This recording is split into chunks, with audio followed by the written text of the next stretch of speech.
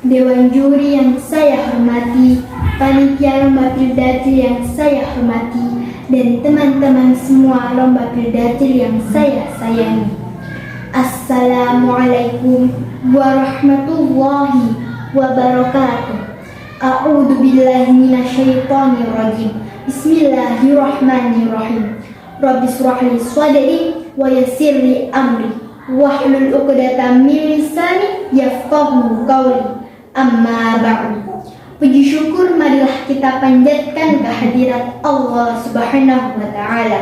Dialah Allah yang memberikan nikmat-nikmat yang tak terhingga jumlahnya.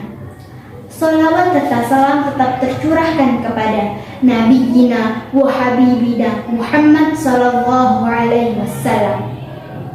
Hadirin yang dirahmati Allah, perkenalkan, nama saya Safira dari UPT SD Negeri 33 Gresik akan menyampaikan pidato dengan tema kejujuran atau anti korupsi. Rasulullah Shallallahu Alaihi Wasallam bersabda, barang siapa yang aku pekerjakan dalam suatu pekerjaan, kemudian aku bagi gajinya, maka sesuatu yang diambil dari luar gajinya itu adalah korupsi. Hadis riwayat Abu Daud. Korupsi adalah suatu tindakan penyelewengan hak atau wewenang yang dilakukan untuk mengutamakan kepentingan pribadi dan mengkhianati amanat rakyat. Ada asap, tentu karena ada api. Betul apa tidak? 3 faktor yang melatar belakangi seseorang melakukan korupsi. Yang pertama, kurangnya iman dan takwa.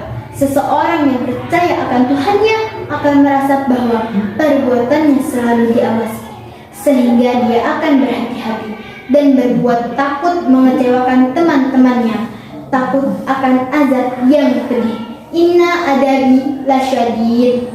Yang kedua, didesak oleh arus yang sulit untuk dielak, yakni materialisme dan hedonisme. Apalagi pada zaman ini orang-orang lebih mengutamakan gengsi dengan meningkatkan budaya konsumsi tanpa berpikir asal-usul datangnya manis, sehingga merampas hak rakyat.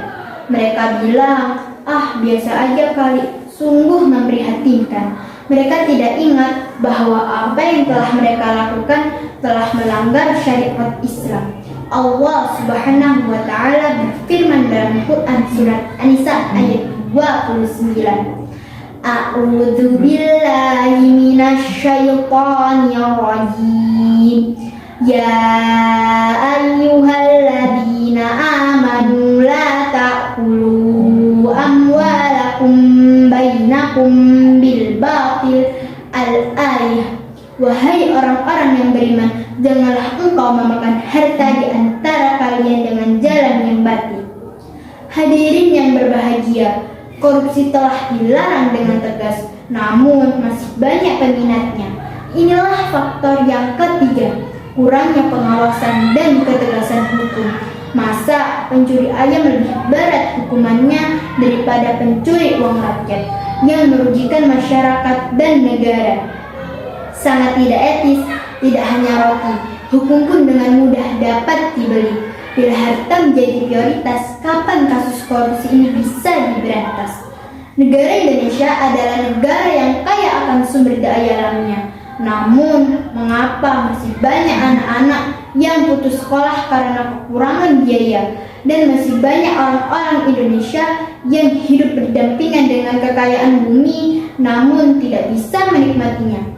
Itu semua karena hak-hak mereka dirampas oleh tangan-tangan tak tahu malu, tangan-tangan tak punya hati. Mereka tak sadar bahwa apa yang telah mereka lakukan juga dapat merugikan bagi diri mereka sendiri. Loh, bukannya hidup kaya enak ya?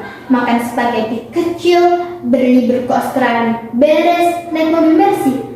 Sepele. Lalu apa yang dirugikan? Rasulullah Shallallahu Alaihi Wasallam bersabda, kullu lahmin nabata min suhtin fannaru awladi.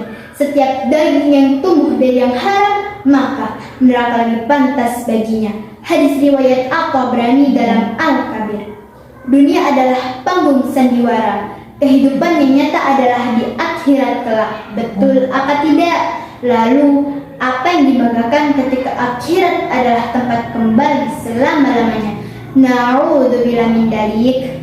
Dalam Undang-Undang Nomor 31 Tahun 1999 Pasal 2 Ayat 1 menerangkan bahwa hukuman bagi koruptor adalah paling sedikit 4 tahun penjara dan paling lama 20 tahun penjara, dan denda paling sedikit 200 juta dan denda paling banyak 1 miliar. Ini semua menunjukkan betapa kejihnya perbuatan korupsi itu. Mari kita tingkatkan bersama-sama keimanan dan takwa, serta kita tingkatkan sumber daya manusia yang bermoral. Mari kita katakan tidak pada korupsi. Demikian Bapak dan Ibu yang bisa saya sampaikan. Semoga yang saya sampaikan dapat bermanfaat bagi kita semua, dan semoga kita semua terhindar dari sifat korupsi. Dan marilah kita budayakan berkata jujur meskipun itu sulit, karena kejujuran akan membuat hati kita tenang dan bahagia. Wabillahi taufiq wal hidayah. Wassalamualaikum warahmatullahi wabarakatuh.